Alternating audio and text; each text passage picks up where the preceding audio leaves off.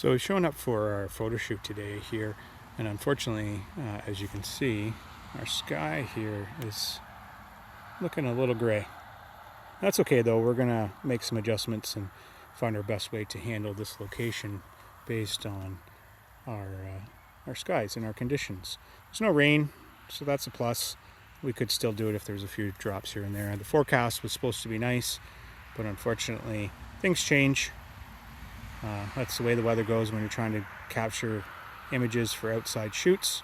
I have a family of 8 joining me today.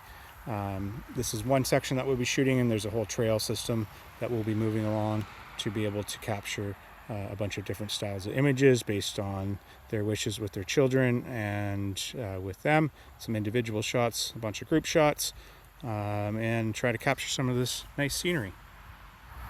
So this is a conservation area, which is great for doing family shoots. You don't have to book the area. It's great for any shoots, actually. The downside is when you get here, there could be other things going on. So you take that risk. But if you visit the site a few times doing in advance, you're pretty sure to understand what's going on, and you know how much the space is utilized. So it's a day where the sun is gone. We've lost it to the clouds. The skies are pretty gray.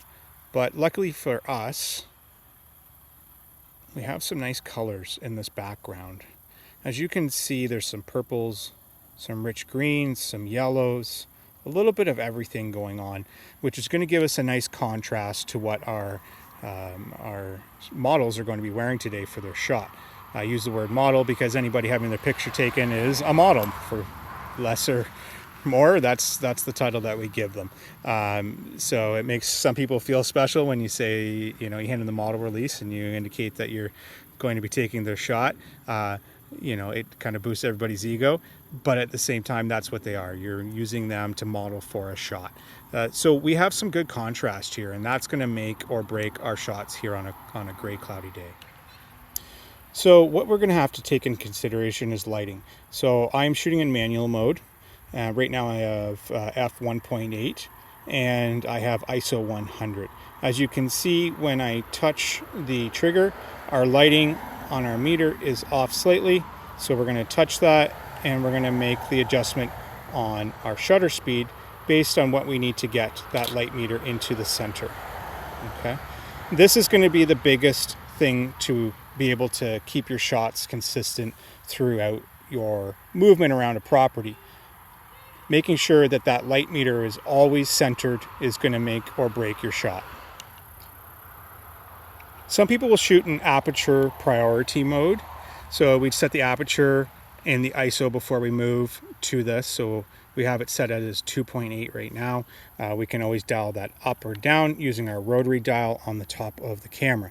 So depending on the type of shot we're going to try to achieve and the bokeh or blurred background that we're trying to go for, and how far our subjects are off from the background of the shot, we will come in here and we will make this adjustment.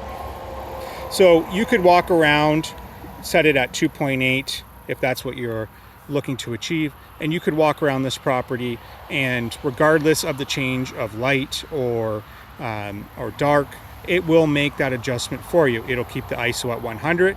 It'll keep the aperture at f2.8, and you will be able to continue on. What will adjust will be your shutter speed. So this will make a difference on whether or not you're doing shots by freehand or on a tripod to be able to get that.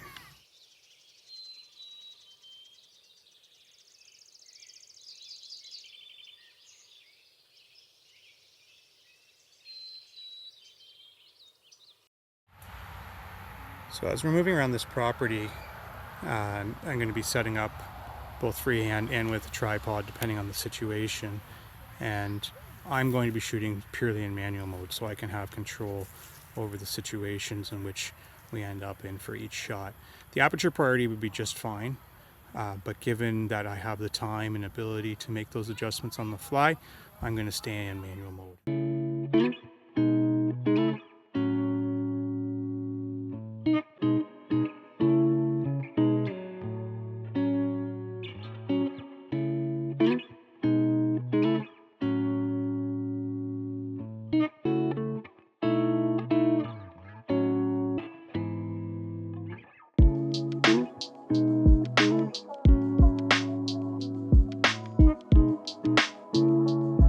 Thanks for joining me today. Remember, cloudy days can create beautiful, soft lighting for your family photos, making them look even more magical.